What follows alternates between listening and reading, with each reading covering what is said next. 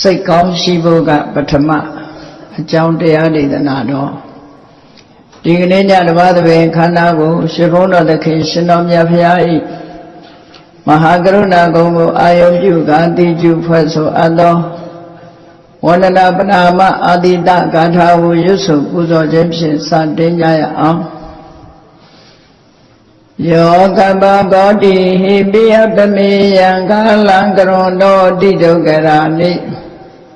ခေရံကတောလောကဟိတယာနာထောနမောမကာရုဏိကတ္တတတ္တယောနာထောဝိနိယမြာစွာတတ္တဝါဤချမ်းသာစီးပွားလိုလားတောင်းတဂုံပေါင်းခါသဖြင့်နာထမြညာခြင်းရှင်တော်မြတ်ဖရာသည်ကပ္ပဂေါတိဟိပိဂရေကဘာအရေးအတွက်သင်္ချာတို့ဖြင့်တော်လဲအဘေမေယံရည်အတွက်တိုင်းတာဖော်ပြခြင်းငါမစွမ်းနိုင်ပါသောကာလလေးအသင်ချေသိနေကဘာရှိကြသောကာလပတ်လုံးလောကဟိတယတတ္တလောကဤအကျိုးစီးပွားအလုံးငါအတိဒုက္ခရဏိဥစ္စာအသက်ချင်းและအင်္ဂါမေတ္တာကြီးမှသမိတာနှင့်တထာဇနီဆွန်ခြင်းဤဟုကျတိထဝေငါးသွဲအစုအလုံးခဲရင်တော်မူတော်ကိုကရွန်တော်ဘုရားဖြစ်ရန်ဤတန်ကြိုးကိုအာထုတော်မူရသည်ဖြစ်၍ခေရန်လက်ချေမျက်လုံးအသက်ဆုံးလည်းနှလုံးစိတ်ဝံကိုယ်တော်ဤပင်မခြင်းတို့ကတောဘဝတဏ္ဍကျိန်ဖန်များစွာရောက်တော်မူခဲ့ရရှာလေပြီမဟာကရုဏီကတ္တတတ္တဝါများရင်ဝဲသားကဲ့သို့တနာချစ်ခင်မဟာကရုဏာဆင်းဖြစ်တော်မူသောတဏ္ဍနာတတဝိနည်းများစွာတတ္တဝါဤချမ်းသာစီးပွားလိုလားတောင်းတဂုံပေါင်းခါသဖြင့်နာထမြညာထိုရှင်တော်မြတ်ဖရာအားနမောယုတိပြောင်းပြောင်းမံကိုလျော်၍ကရောယုကျိုးရှိခိုးခြင်းသည်အထုဘဝတုစင်စစ်မသိဖြစ်ပါစေတည်း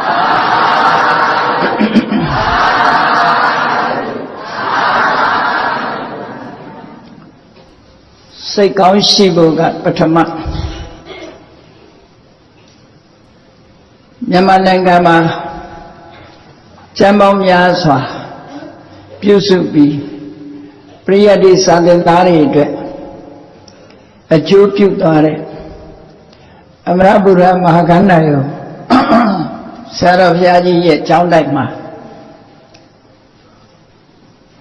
မိမိရဲ့တပည့်တန်ဃာတွေလိုက်နာဖို့ဆိုပြီးတော့အချက်10ချက်ရေးဆွဲသတ်မှတ်ထားတဲ့ထဲကစိတ်ကောင်းရှိဖို့ကပထမ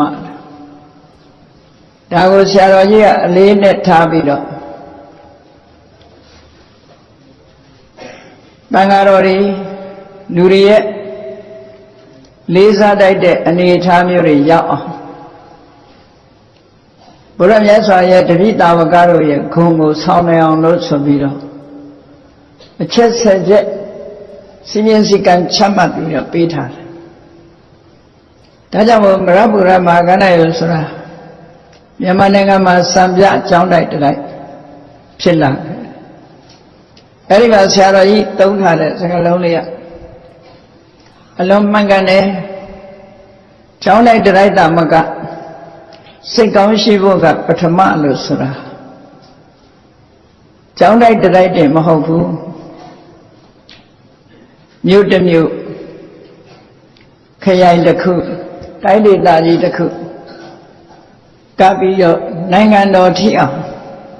စိတ်ကောင်းရှိဖို့ကပထမဆိုတာမတ္တမမှန်ကန်ပါတယ်အရာခသိန်းဟာဘာပဲလုပ်စိတ်ကောင်းတဲ့လုံးမ